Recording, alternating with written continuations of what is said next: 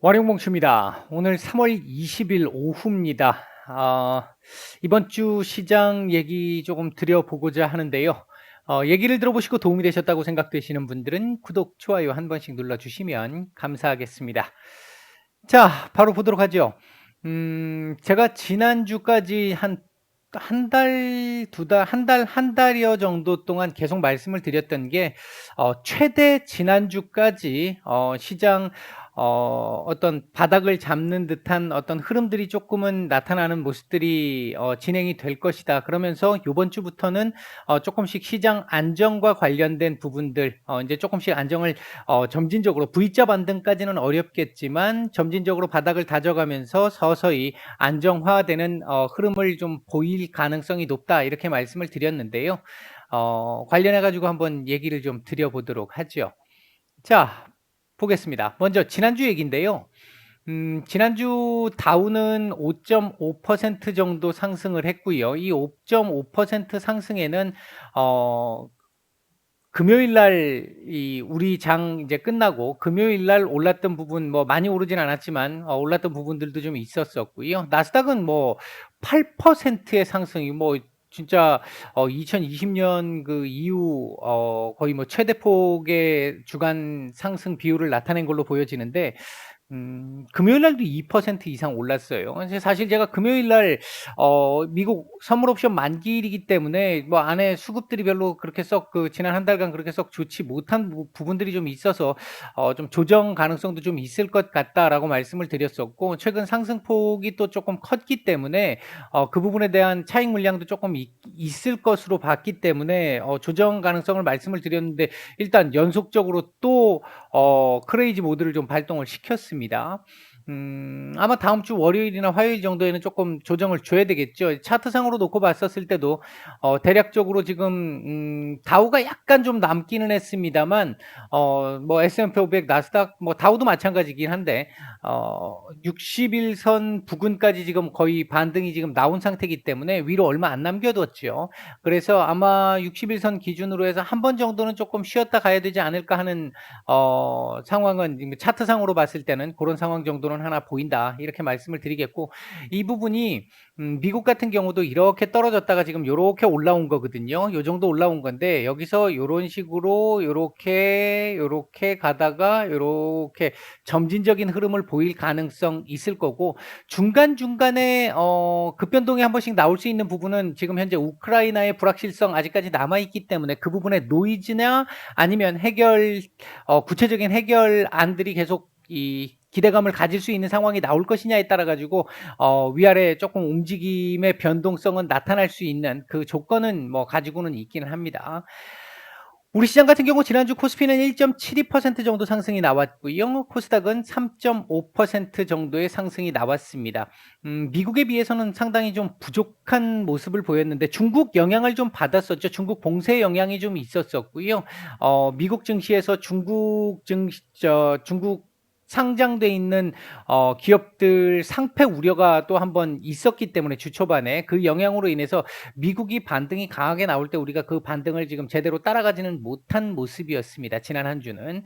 아마 이번 주는 미국보다는 상대적으로 조금은 나쁘지 않은 괜찮은 모습을 좀 보이지 않을까 일단 큰 틀에서는 보고는 있습니다.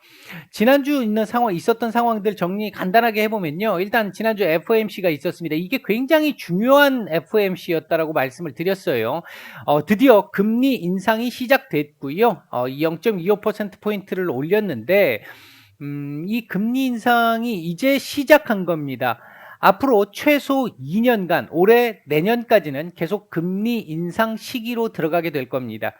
다만 이것도 전에 몇 차례 말씀을 드렸습니다. 첫 번째 금리 인상까지가 우리가 주식 시장에서 놓고 봤었을 때 불안하고 변동성이 큰 것이지, 막상 금리 인상이 시작되고 나면 그때부터는 뭐 추세가 조금씩 안정적으로 바뀔 것이다라고 말씀을 드렸지 않습니까? 이제 그 부분 지난 FOMC 이후에 어느 정도 안정화된 모습들 나와준 거 뭐 보시면 아실 거고, 앞으로도 중간중간에 아마 지금 인플레이션 관련한 부분들이 조금 문제가 될 수 있고, 그리고 지난주 이 경제 지표가 상당히 좀 괜찮게 나오면서 스태그플레이션에 대한 우려가 조금 많이 줄어들긴 했습니다만, 그럼에도 불구하고 금리를 계속해서 올려간다라고 했었을 때 부담이 되는 부분은 아무래도 경기 둔화 우려가 있기 때문에 뭐 앞으로도 스태그플레이션에 관련된 어떤 노이즈 같은 것들은 한 번씩 중간중간에 나올 수 있습니다. 어제 나왔던 뉴스 중에 하나도 보니까 뭐 미국에서도 올해까지는 문제가 안 되겠지만 내년부터는 경기 침체에 대한 우려를 해야 될 수도 있다. 뭐 이런 얘기들도 지금 미국 쪽에 월가 쪽에서 지금 나오고 있는 상황인데, 아마 이 부분은 앞으로 계속 우리가 내년 말까지는 계속 가지고 가야 될 부분이라고 생각합니다. 그리고 인플레이션이 있었었고요.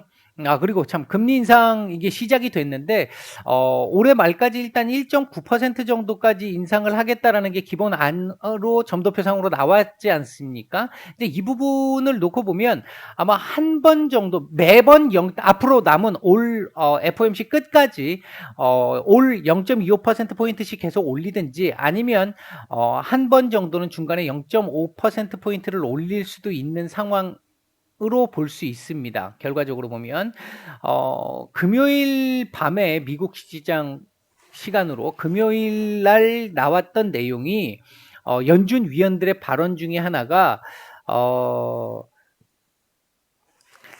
이번에 사실 0.5를 올렸어야 되는 게 정상인데 수치상으로 보면 0.5를 올렸어야 되는데 이게 지금 우크라이나 문제 때문에 어쩔 수 없이 일단 0.25밖에 올리지 못했어. 아마 다음번에는 0.25에서 0.5 사이 올리는 거에 대해서 우리가 고민을 좀 해봐야 될 것 같아라고 얘기하신 분도 계셨고, 다음번 FOMC에서는 무조건 0.5 이상은 올려야 돼라고 얘기하신 분도 계셨습니다. 즉 지난 금요일 날 미국에서 연준 위원들은 상당히 공격적이고 매파적인 발언들이 나왔습니다. 그랬음에도 불구하고 지난주 금요일 날 미국 시장은 괜찮았던 것 중에 하나가 일단 다른 쪽에 좀 포커스를 좀 맞췄고요. 아마 연준 위원들 발언이 이번 주도 상당히 많잖아요. 한 4-5분 정도 이번 주도 발언들이 있으신데 상당히 대체로 매파적일 거라고 생각합니다. 이번 주 파월 의장 발언도 있는데 그럼에도 불구하고 FOMC에서 파월 의장이 얘기했던 부분에 일단은 시장이 포커스를 맞춰서 반영을 했습니다만, 연준 위원들 계속해서 공격적인 발언들이 계속 나온다라고 한다면 이 부분에서 아무래도 이 반등 상승 폭은 조금 제한을 받을 수 있는 이 조건은 될 거예요. 지난주 금요일 날 일단 반응은 안 했어요. 매우 공격적인 발언이 나왔음에도 불구하고 시장 반응은 약했습니다. 그다음 이제 러시아의 디폴트가 뭐 우리 시간으로 목요일 날 뭐 장중 후반부에 디폴트가 됐다라는 얘기가 소식이 전해졌습니다만, 목요일 밤에 러시아가 지급을 했다라는 얘기들이 있었었고, 금요일 날 우리 시간으로 금요일 날 지급한 게 확인이 됐습니다. 이러면서 우리 시장, 미국 시장 모두 이 부분에 영향을 좀 받았던 부분이 있었던 것 같고요. 그리고 원자재 가격도 일단 하락세, 그러니까 상승세를 멈추고 한번 하락을 했다가 다시 금요일, 목금 조금 올라오기는 했는데, 뭐 일단 전체적으로 보면 그동안 이렇게 급등해왔던 상승 추세는 조금 둔화되는 듯한 모습을 일단 보여줬다라는 측면, 물론 아직은 불확실성이 좀 남아있는 구간입니다. 그다음에 이제 우크라이나 전쟁이 이제 지속이 되는 부분이 좀 있었는데, 이건 뭐 오늘까지도 지금 계속 얘기가 나오고 있잖아요. 마리우폴 같은 경우 지금 뭐 거의 러시아가 장악하기 직전이다라는 얘기들도 지금 들리고 있고, 러시아가 이 조금 기분 나쁜 거는 극초음속 미사일을 일단 사용을 했다라고 발표가 났잖아요. 이게 뭐 음속의 10배 정도 된다는데, 제가 군대에 있을 때 저는 이제 레이더를 봤었는데, 육군입니다만 레이더를 봤었는데, 마한 5 정도쯤의 속도로 이제 F5기나 뭐 이런 것들이 이제 그 당시에 이제 제가 군대에 있을 때 얘네들을 잡아보면 한 80km 정도 가는데 한 3분 전후로 가요. 3분 전후에 한 80km를 가요. 근데 마 10이라 그러면 이건 잡을 수가 없습니다. 거의 웬만해서는. 그러니까 이걸 잡아서 대응 사격을 할 수가 없다라는 거죠, 너무 빠르다 보니까. 근데 인제 이런 부분들이 사용됐다라는 게 인제 우리가 의미하는 부분이 뭐가 있냐면, 지금 계속 핵 얘기가 나오고 있는데 이건 뭐 지금 다들 그렇게 생각하잖아요. 저도 마찬가지입니다만, 설마 핵, 이건 말도 안 되는 거니까. 이건 뭐 상상을 할 수 없는 부분이니까. 근데 지금 러시아 입장에서 칼자루를 뽑았고 썩은 무라도 잘라야 되는 상황인데 보이는 썩은 무가 잘 안 보이고, 그런 상황이다 보니까 러시아 입장에서 마음이 좀 조급해지고, 전쟁의 전황이라고 하죠. 전쟁 상황이 지금 점점점 전반적으로 불리해져 가고 있고, 여기에 이 전쟁을 위해서 이 시리아 용병들을 지금 돈을 주고 고용을 하고 있는 상황인데, 시리아가 이게 그동안 그 기나긴 내전 속에서 일자리들이라든지 먹고 사는 게 워낙 힘들답니다. 이래 가지고 이 시리아 용병들이 지금 한 4만 명 가까이가 지원을 했다라는 얘기가 있어요. 이 사람들 뭐 거의 이 1년 연봉에, 만약에 전쟁에 나가서 뭐 전투에 참여를 했다가 사망을 했었을 시 받을 수 있는 금액이 국내에서 받을 수 있는 연봉의 한 20배 이상을 받는다는 얘기가 있더라고요. 이제 러시아가 제공을 해 주겠다라는 얘기가 있더라고요. 그러니까 그런 부분들 등으로 인해 가지고 지금 시리아 쪽에서 막대한 병력이 지금 들어갈 수 있는 가능성이 생겼다라는 부분은 조금 변수가 될 수 있는 부분 하나. 그리고 지금 조금 전에 말씀드렸듯이 푸틴이 점점 무기가 고도화돼 가고 있다라는 거 하나. 이렇게 된다면 설마라고 하는 부분에 대한 변수를 완전 배제하고 생각할 수 없을지도 모르겠다라는 쪼끔은 좀 변수가 될 수 있는 부분이죠. 불안한 부분들이 일단은 자리를 하고 있다라는 거. 이 부분에서는 아직도 이 우크라이나 전쟁은 조금 '시간이 걸릴 것이다.'라고 생각해 볼 수 있는 부분이 있습니다. 반면 지난주에 얘기가 나왔던 러우 회담, 우러 회담, 아직 4차 회담 완전 종료 선언 이루어지지 않았기 때문에 계속 진행 중입니다. 그러니까 지금 회담을 하는 중간에 계속해서 공격이 너무 지금 잔인해지고 있다라고 하는 이 부분들이 지금 쪼끔은 좀 걸리고 있는 부분은 있습니다만, 일단 협상이 계속 진행이 되고 있다라는 점 하나. 그리고 음 그동안 계속해서 평행선을 달리던 러시아가 주장했던 부분, 우크라이나가 주장했던 부분들 중에 한두 가지 정도는 일단 이 이견차를 쪼끔씩 좁혀가고 있다라는 거 하나.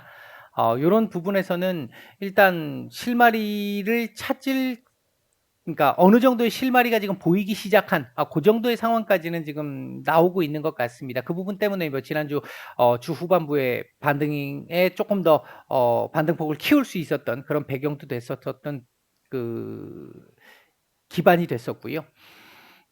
일단은 그런 쪽에서 보면 이게 지금 푸틴의 변수가 분명히 있지 않습니까? 푸틴의 변수가 있는데 어 그냥 우리가 상식적이고 정상적인 측면에서 놓고 본다라고 한다면, 젤렌스키 대통령이 얘기했듯이 빠르면 1-2 주, 지난주를 기준으로 1-2주, 늦으면 뭐 5월 이렇게 얘기를 했던 이 부분이 어느 정도 윤곽이 좀 잡히는 거 아닌가라는 생각이 좀 들기는 하고요, 첫째는. 그리고 또 하나는 이것도 인제 젤렌스키 대통령의 얘긴데, "이제는 러시아와 대화할 때가 됐다." 다만 지금 러시아가 아직 안 받고 있어요. 이제 러시아 입장에서는 그동안 전황이 굉장히 지지부진한 상태였는데, 시리아 용병 그리고 혹시나 모를 중국의 지원에 대한 기대, 이런 부분들이 있다 보니까 그냥 지금 이 상태에서 합의를 보기보다는, 협상을 하기보다는 조금 더 시간을 끌면서 우호적인 여건을 만들어서 항복 문서에 가까운 협상을 하려고 하는 게 아직까지는 좀 남아 있는 것 같습니다. 어쨌든 음 일단 전쟁은 지금 아직까지 계속해서 격화되고 있고 더 범주가 확산되고는 있습니다만, 한편에서는 그동안 계속해서 어 양국 간의 대화가 없었던 상황에서 대화가 시작이 됐고, 대화가 시작된 이후에도 평행선을 달리면서 별 소득이 없었다가 하나씩 하나씩 쪼끔씩 좁혀져 나가고 있는, 이견이 좁혀져 나가고 있는 상황들이 쪼끔씩 나오고 있다라는 측면에서는 '실마리를 쪼끔씩 찾아가고는 있다.'라고 개인적으로는 보고 있습니다. 변수는 요즘 뭐 뉴스에도 제법 많이 나오고 있습니다만 푸틴의 건강 상태, 정신 건강 상태 이 부분이 조금 변수가 될 수는 있을 것 같기는 합니다. 이거 생각을 별로 안 했는데 오늘 어제 극초음속 미사일을 사용했다라는 소식을 듣고 나서 개인적으로는 '이거 진짜 혹시나 그럴지도 모르겠는데.'라는 생각도 좀 일부 좀 들었었고요. 지난주에 또 중국 그러니까 바이든 대통령과 시진핑 주석이 둘이 대화를 했었는데 일단 평행선을 그었습니다만 미국 입장에서는 강한 경고 메시지를 일단 보냈잖아요. 이 부분에 대해서 중국이 어떻게 반응할지 인제 굉장히 중요합니다. 중국 입장에서도 대만을 위해서는 러시아 편을 들어야 되는 게 맞는데 러시아 편을 들자니 지금 러시아가 공공의적인 상태이기 때문에 잘못 편을 들었다가 중국의 지금 중국도 지금 경제 상태가 상당히 좋지 않아서 부양책을 써야 되는 상황이잖아요. 계속 지금 최근에 부양책을 쓰고 있고 이런 상황에 또 찬물을 끼얹을 수 있기 때문에 지금 함부로 결정하기가 지금 좀 애매하긴 할 텐데 어떤 방향을 선택하게 될지 요 부분 좀 지켜봐야 될 것 같습니다. 그다음에 인제 중국의 부양책들 계속 진행되고 있고요. 봉쇄 완화 선전 지역 전면 봉쇄가 일부 봉쇄로 완화가 됐잖아요. 그 부분 이제 금요일 날 우리 시장에 좀 작용을 했었고요. 아마 요 부분도 계속해서 완화가 계속 지속이 된다라고 한다면 어느 정도 시장에 긍정적인 영향을 줄 수 있는 부분일 것이다. 지난주 주 후반에 긍정적인 영향을 주기도 했었고요.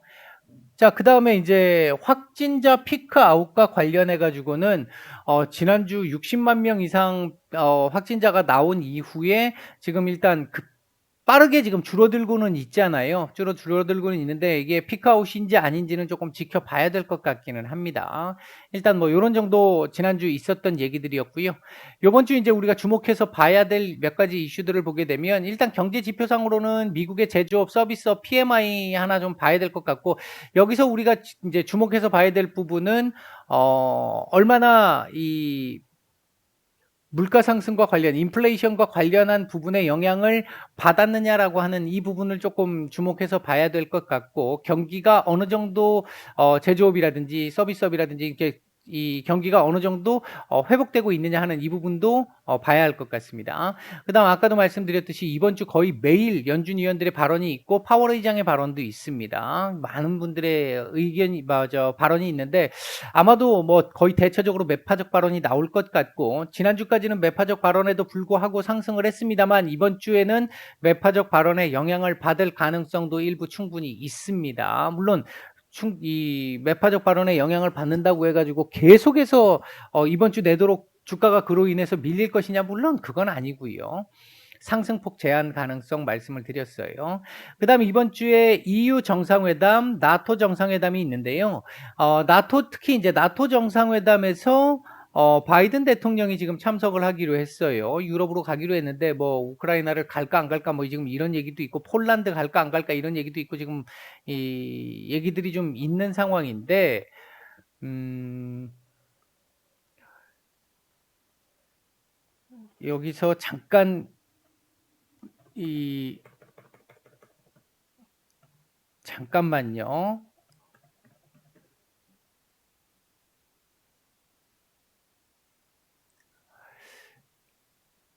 예, 일단 뭐 죄송합니다. 일단 바이든 대통령이 이 나토 정상회담을 가서 어떤 메시지를 내놓겠느냐 하는 부분 굉장히 중요합니다. 이 부분 꼭 봐야 될 부분이고요. 이게 아마 향후 우크라이나 이 전쟁과 관련된 부분에서 어떤 방식의 합의가 나올 것이냐 아니면 상당히 더 강대강의 대치가 더 심해질 수 있을 것이냐 요 부분이 결정될 수 있는 부분의 가능성도 있기 때문에 요 부분 좀 주의 있게 봐야 될 것 같고요. 그리고 그동안 뭐 지금 한 1년 넘게 미국에서 계속해서 딜레이 됐던 부분이기도 하고 최근 올 초에 얘기가 나왔다가 또 쑥 들어갔던 부분 중에 하나가 인프라법인데 이 조 맨친 의원이 계속해서 민주당 내에 공화당 역할을 했잖아요. 계속 이 바이든 대통령이나 민주당의 안에 대해서 거의 뭐 다 반대를 하면서 이 법안을 다 부결시키고 딜레이시키고 이런 상황들이 계속 나왔었는데 지난주에 이 바이든 대통령이 인제 조 맨친 의원에게 당근을 하나 제시를 했죠. 이게 좀 어떻게 보면 한편으로는 상당히 부러운 모습 중에 하나인데 민주당 내에서 거의 공화당의 역할을 했던 지금 작년부터 계속해서 민주당 법안에 계속 발목을 잡았던 조맨친 의원의 의견을 일정 정도 들어주면서 조맨친 의원의 지역구에 어느 정도 도움을 줄 수 있는 부분으로 정책을 만들어 주고 지금 딜을 하려고 한다라는 거. 민주당 내에서도.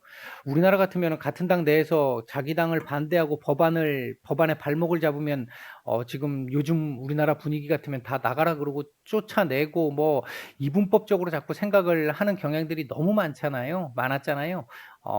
그런 상태인데 미국은 참 이런 쪽에서 보면 아직까지 우리나라 국민들도 지금 그렇고요. 언젠가부터 우리나라 국민들도 너무 이분법화돼 있어 양분돼 있어서 이분법으로 자꾸 바라보는 접근 방식들이 좀 많아져서 이 정치인들이 그렇게 만들었죠, 어떻게 보면.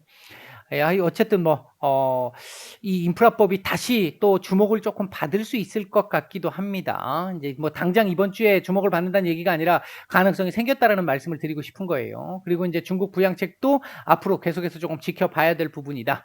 그다음 우크라이나 전쟁 관련해서는 이번에 나토 정상회담에서 어떤 내용들이 나올 것이냐 하나, 바이든 대통령이 어떤 발언을 할 것이냐, 어떤 결정을 할 것이냐 하나, 그리고 지금 현재 지속되고 있는 우러 회담이 어느 정도 또 이견을 조금씩 더 좁혀갈 수 있겠느냐. 지금 주변국들 터키라든지 이스라엘 같은 쪽에서 정상회담 계속 추진을 하려고 하고 있잖아요. 현재 푸틴이 반대를 하고 있는 상황이긴 한데 일단 이 부분과 관련해서 조금 지켜봐야 될 것 같은데 여기서 만약에 지금 우크라이나 전쟁에서 이제 우리 주식으로만 말씀을 드리겠습니다. 이게 생명과 관련한 부분에서는 사실은 전쟁이 그냥 빨리 아무 조건 없이 끝나야 되는 게 정상이겠습니다만 지금 주식 관련한 얘기를 드리고 있으니까 주식 관련해서 놓고 보면 안타깝습니다만 여기서 이제 핵을 사용한다든지 이런 정도의 정말 시장에서 예상치 못한 이런 상황이 나오는 게 아니라고 한다면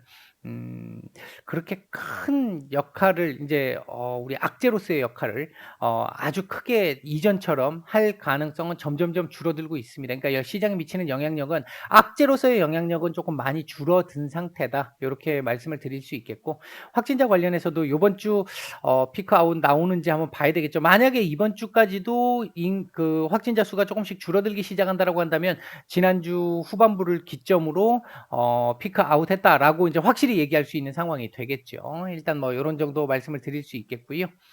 자, 이번 주 지수 관련해 가지고 놓고 보면 일단 코스피의 경우에는 2670에서 2780 정도를 일단 예상을 하고 있습니다.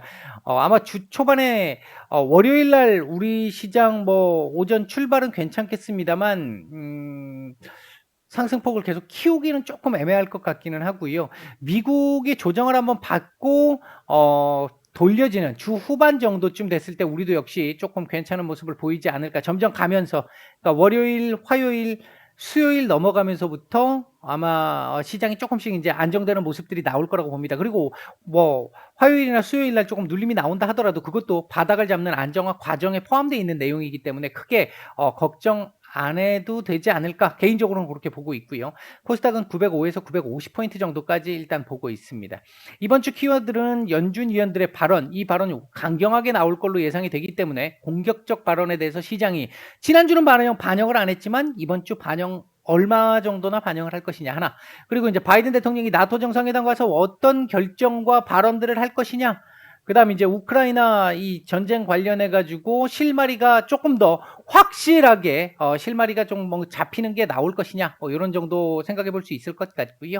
이번 주 관심 섹터는 지난주에도 제가 말씀을 드렸죠. 이제 시장 안정화가 되기 시작을 하면 요런 섹터들 좀 움직일 수 있을 것 같습니다라고 말씀드렸는데 지난주 일부 움직였어요. 메타버스, NFT 일부 움직였습니다. 요번 주도 마찬가지일 거라고 생각하고요. 메타버스나 NFT 그러면 이제 게임 관련한 부분들도 같이 포함은 되겠습니다만 요런 얘들이 시장 안정화와 함께 아마 주 후반으로 갈수록 조금 더 괜찮은 흐름을 보일 가능성이 조금 1차적으로 좀 있을 것 같고 그다음에 이제 반도체 그리고 신재생 에너지 이 부분 관련해 가지고는 인프라법 관련해 가지고 움직이는 부분 요거에 이 수혜를 받을 수 있는 부분 생각을 해본다고 한다면 신재생 에너지 쪽도 조금 서서히 관심을 조금 가져볼 만하지 않을까. 제가 지난주까지 인제 말씀을 드렸던 게 "공부를 쪼끔 해 두셔라. 시장 어려울 때 다 내가 다음 시장이 좀 괜찮으면 들어갈 만한 섹터나 종목들 공부를 좀 해 두셔라."라고 말씀을 드렸는데 제가 아마 지난주 한 목요일 정도 그 FOMC 끝나고 나서부터 여러분들한테 서서히 쪼끔씩 쪼끔씩 인제 모아가는 방식 요번 주까지 해서 요렇게 말씀을 드렸는데 그 시각은 아직 그대로 유효하고요. 인제 그것 때문에 제가 인제 지난주에 지지난주죠. 이제 지지난주에 이 상황을 예상을 하고 뭐 이벤트도 드려보고 했었잖아요. 이제 그 상황이 아마 요번 주부터는 서서히 급격하게 나타나지는 못할 것 같습니다. V자 반등은 안 될 것 같고 원형 바닥 잡으면서 서서히 점진적 반등들이 나올 것으로 일단 예상이 됩니다.